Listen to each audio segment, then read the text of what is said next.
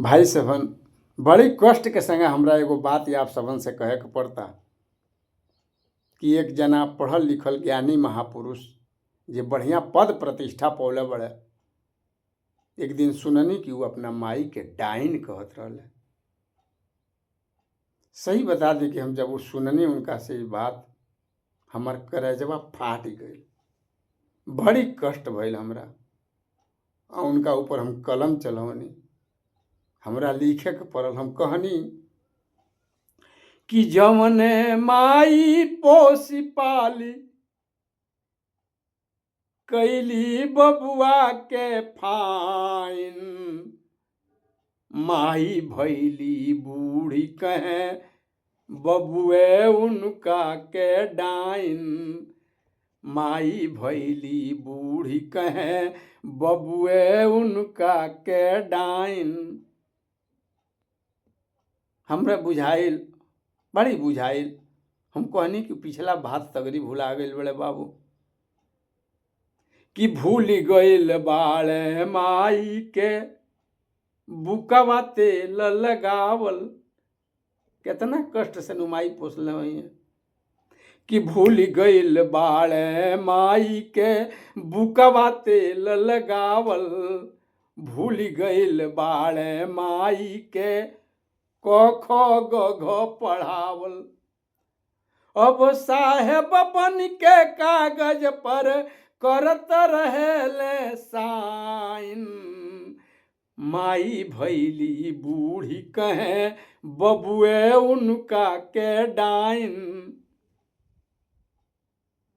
भाई, गाय भैंस बड़ी सन, माइए घास गर के ले आवेले, गाय खा ले, दूध दे ले, दूध पिए ले, कोनो बीमारी नहीं खे।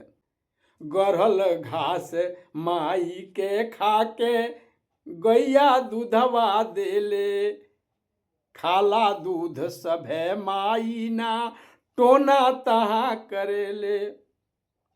अपने नतियन के निरखे तब, लेकिन जब अपना नतियन के निरख देले, देख देले, तो कहे ललो कि टोना क देले बिया माई।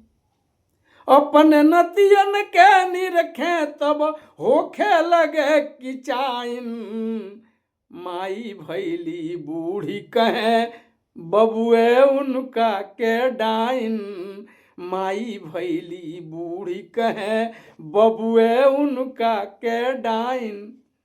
कितना कष्टदायक बात बाई कि घर भर डाइन कहे लगल, तब उ कहले तब घर के लोग कहे लागल, घर के लोग कहे लागल तब का भइल कि घर भर डाइन कहे लगल, तब भइल गांव में हाला, माई जाली जहे गांव के सगरी लोग भयाला।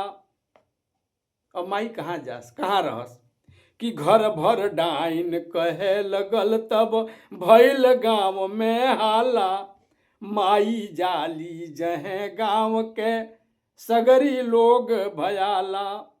माई कहाँ रहे बतलावस बबुए कमनो लाइन, माई भैली बूढ़ी कहे बबुए उनका के डाइन, माई भैली बूढ़ी कहे बबुए उनका के डाइन।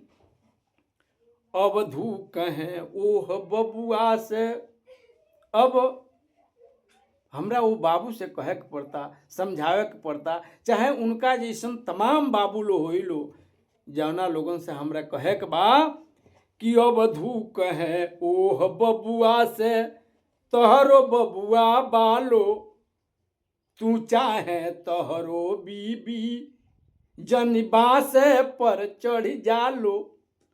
अब धू कहे ओह बबुआ से, तहरो बबुआ बालो, तू चाहे तहरो बीबी जन बासे पर चढ़ जालो। तहरो उमिरी ढली बिहने, ढली है तहरो मलिकाइन, माई भैली बूढ़ी कहे बबुए उनका के डाइन।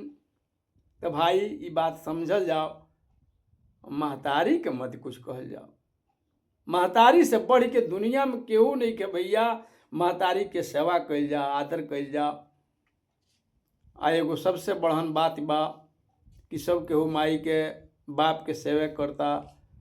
आ हमनी के इलाका में, हमनी के जवार में वृद्धाश्रम दुनिया भर के खुली गई सन।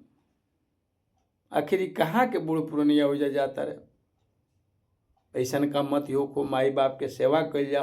अगर हमारी कविता आप समझ के अच्छा लागत होके तो जरूर ये कविता के शेयर कइल जा, ताकि आगे के लोग भी सुने और महतारी बाप के जरूर आदर करें।